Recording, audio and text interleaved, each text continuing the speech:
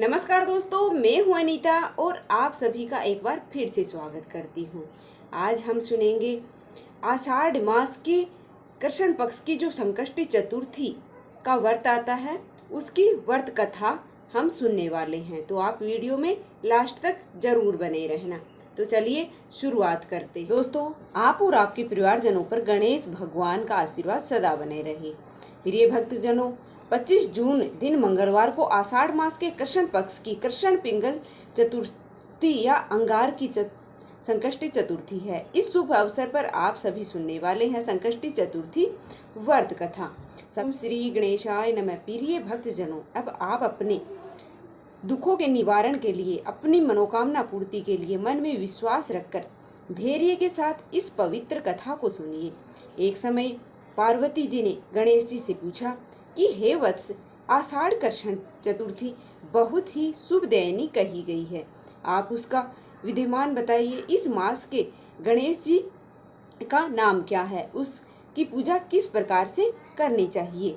उत्तर में गणेश भगवान ने कहा, हे माता, पूर्व काल में इसी प्रश्न को युधिष्ठिर ने पूछा था और उन्हें भगवान श्री कृष्ण ने जो उत्तर दिया था मैं उसको आपको बता रहा हूँ, आप ध्यान पूर्वक अवश्य सुनिएगा। श्री कृष्ण ने कहा कि हे राजन, गणेश जी के प्रतिकारक विघ्न विनाशक पुराण इतिहास में वर्णित कथा को कह रहा हूँ, आप सुनिए। हे कुंती पुत्र, आषाढ़ कृष्ण चतुर्थी के गणेश जी का नाम लंबोदर है, उसका पूजन पूर्व वर्णित विधि से करें। और हे महाराज, द्वापर युग में महिष्मती नगरी का एक महीजीत नामक राजा राज्य करता था। वह बड़ा ही पुण्यशाली और प्रतापी राजा था। वह अपनी प्रजा का पालन पुत्र के समान ही किया करता था, किंतु संतानविहीन होने के कारण उसे राज्य महल का वैभव अच्छा नहीं लगता था। वेदों में भी निसंतान का जीवन व्यर्थ माना गया है। यदि संतानहीन व्यक्ति अपने पितरों को जल दान देता है तो उसके पितृगण उस जल को गर्म जल के रूप में ग्रहण करते हैं। इसी उपहास से वह राजा बहुत समय व्यतीत हो गया। उन्होंने पुत्र प्राप्ति के लिए बहुत से दान, यज्ञ और आदि कार्य किए, फिर भी राजा को पुत्र की उत्पत्ति नहीं हुई। उसकी जवानी ढल गई और बुढ़ापा भी आ गया, किंतु वंशवृद्धि नहीं हुई। इसके बाद राजा ने विद्वान ब्राह्मणों और प्रजाजनों से इस संदर्भ में परामर्श लिया और राजा ने कहा कि हे ब्राह्मणों तथा प्रजाजनों, हम तो निसंतान हीन हो गए हैं, अब मेरी क्या गति होगी। मेरे जीवन में तो कुछ भी पाप है वो नहीं किए हैं। मैंने कभी भी अत्याचार से धन संग्रह नहीं किया है। मैंने तो सदैव प्रजा को पुत्र के समान पालन किया है और धर्म का आचरण के द्वारा ही पृथ्वी का शासन किया है। मैंने चोर डाकुओं को दंडित किया है, इष्ट मित्रों के भोजन की व्यवस्था की है, गो ब्राह्मणों का हित के लिए मैंने चिंतन किया है, विशिष्ट पुरुषों को आदर सत्कार किया है। इस प्रकार से पृथ्वी का पालन मैं करते आ रहा हूँ, अपनी प्रजा का धर्म पूर्वक रक्षण किया है। फिर भी हे सज्जनों, मुझे अब तक पुत्र नहीं होने का क्या कारण है। विद्वान ब्राह्मणों ने कहा, हे महाराज, हम लोग आप लोगों के लिए ही यत्न करेंगे जैसा आपके वंश की वृद्धि हो। इस प्रकार कहकर सब लोग युक्ति सोचने लगे। सारी प्रजा राजा के मनोरथ सिद्धि के लिए ब्राह्मणों के साथ वन में चली गई। वन में जाकर वे लोग शीघ्रता से इधर उधर परिभ्रमण करने लगे। उन लोगों को उसी समय एक श्रेष्ठ मुनि के दर्शन हुए। वे मुनिराज निराहार रहकर तपस्या में लीन थे। ब्राह्मण जी ने आत्मजन, क्रोध जन और सनातन पुरुष थे।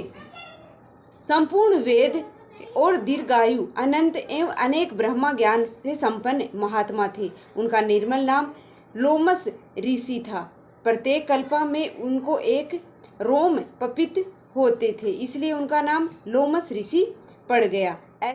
ऐसे त्रिकालदर्शी महर्षि लोमस का उन लोगों ने दर्शन किया। सब लोग तेजस्वी मुनि के पास गए और उचित अभ्यर्थना और प्रणाम आदि के अंतरण सभी लोग उनके सामने खड़े हो गए। मुनि के दर्शन से सभी लोग प्रसन्न होकर परस्पर कहने लगे कि हम लोगों को सौभाग्य से ही ऐसे मुनि के दर्शन हुए हैं। इनके उपदेश से हम सभी का मंगल होगा। ऐसा निश्चय करके मुनिराज से जनता कहने लगी कि हे महर्षि, हम लोगों के दुख का कारण सुनिए।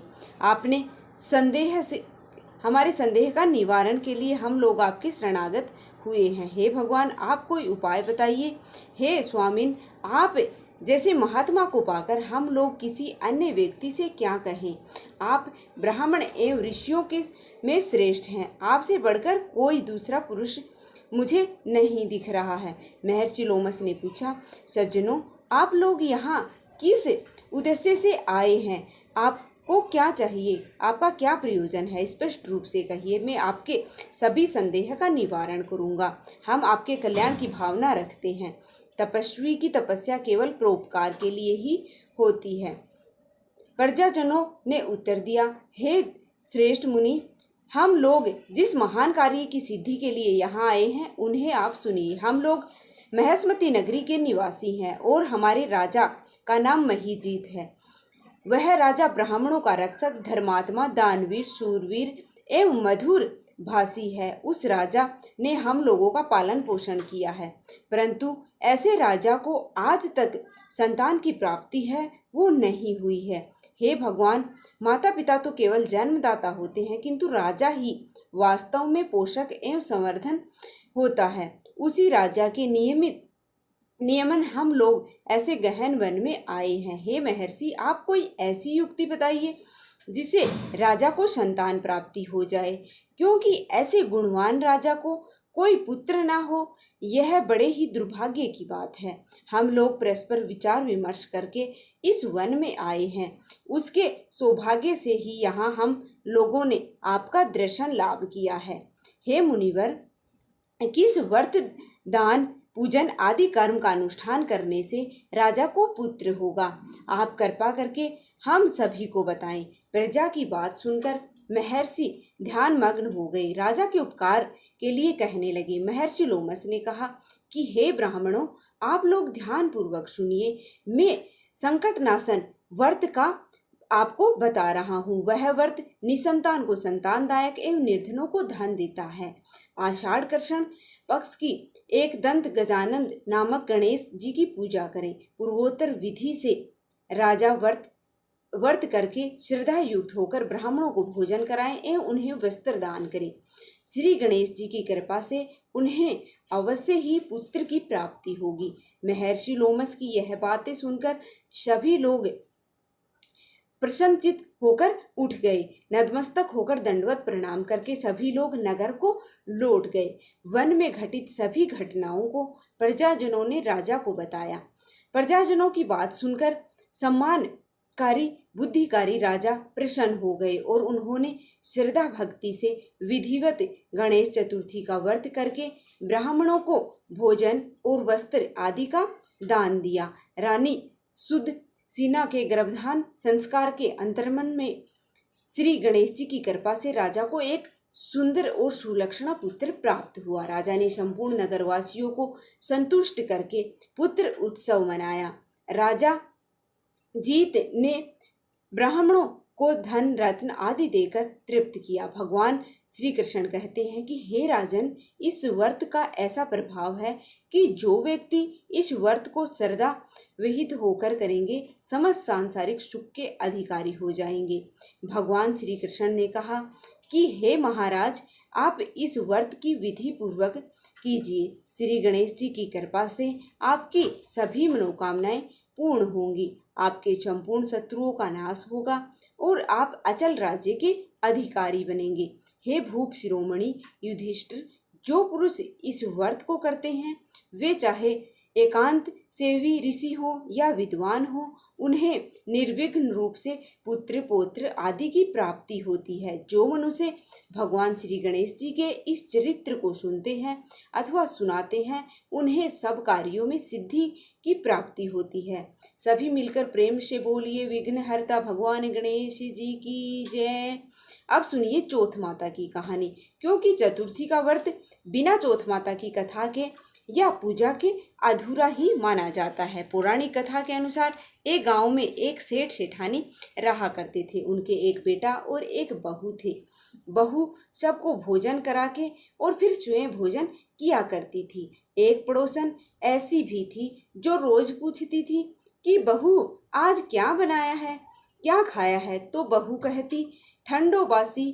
एक दिन उसके पति ने ऐसा सुनकर विचार किया कि आज तो पकवान बनाए जा रहे हैं, फिर देखें कि मेरी पत्नी क्या कहती है।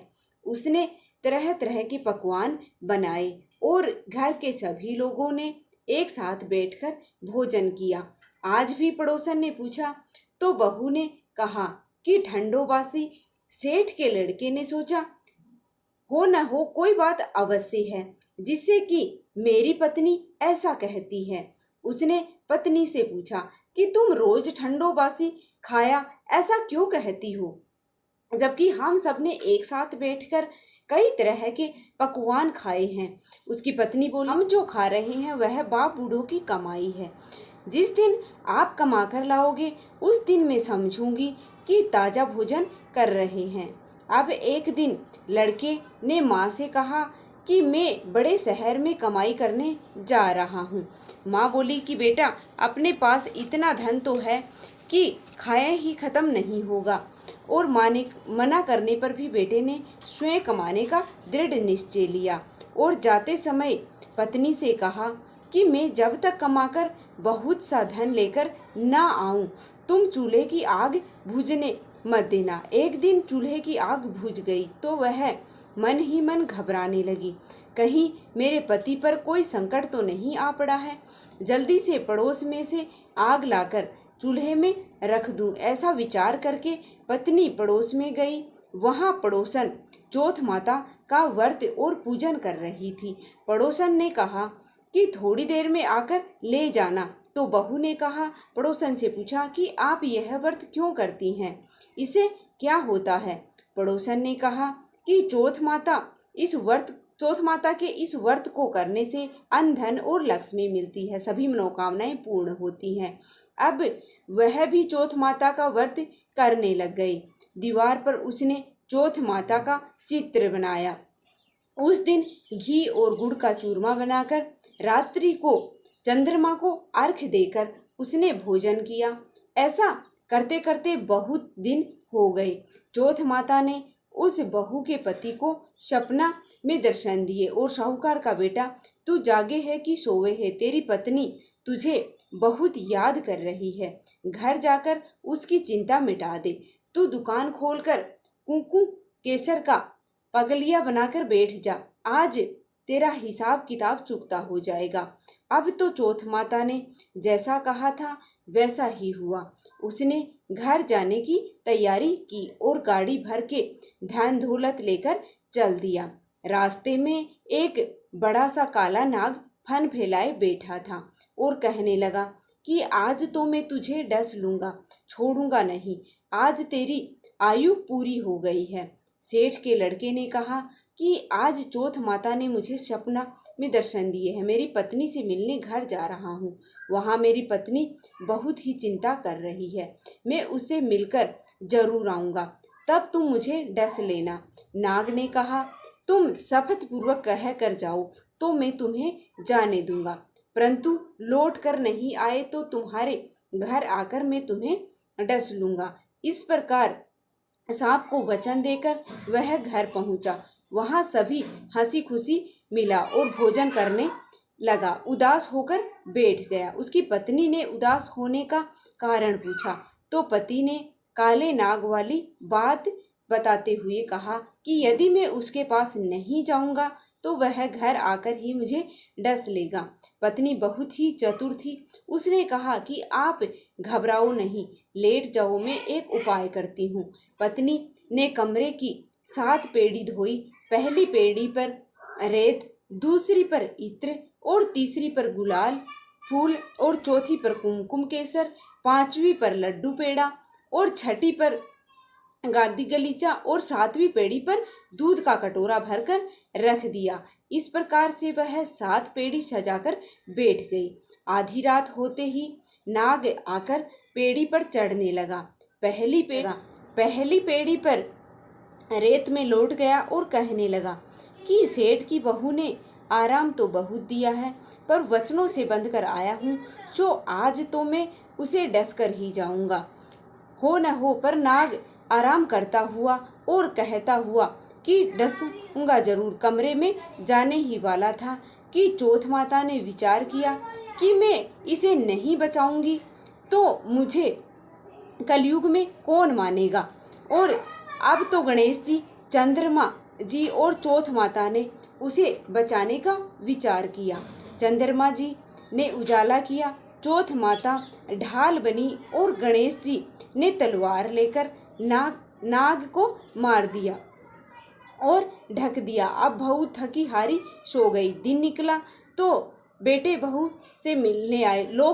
से मिलने आए। बेटा बहू तो उठे ही नहीं थे, बहुत देर हो गई थी। माँ उन्हें उठाने गई। माँ ने सातों पेड़ियों पर जो कुछ भी देखा वह बहुत ही घबराई और बेटा बहू को आवाज़ लगाई। बेटा बहू उठे तो देखा कि एक ढाल तलवार वहाँ पर पड़ी हुई है। अब ढाल उठाई तो वहीं काला नाग मरा पड़ा है। बेटा बहू ने सोचा कि आज तो धर्म कर्म ही आड़े आए हैं, जो भगवान गणेश जी और चौथ माता ने अपनी रक्षा की है। हे चौथ माता, आपने जैसी सेठ के बेटे बहू की रक्षा की है, वैसी ही सबकी रक्षा करना। बोलिए चौथ माता की जय, गणपति भगवान की जय, बोलिए शंकर भगवान की जय, माता पार्वती की जय, बोलिए सर्व देवी देवताओं की जय। तो आपको अगर वीडियो थोड़ी सी पसंद आई है तो वीडियो को लाइक करके चैनल को सब्सक्राइब कर लेना, ताकि आगे भी ऐसी ही वीडियो हैं वो आपको सबसे पहले मिले। तो मिलते हैं एक और वीडियो के साथ, तब तक के लिए धन्यवाद। माता लक्ष्मी और भगवान गणेश की कृपा है वो आप पर सदैव बनी रहे।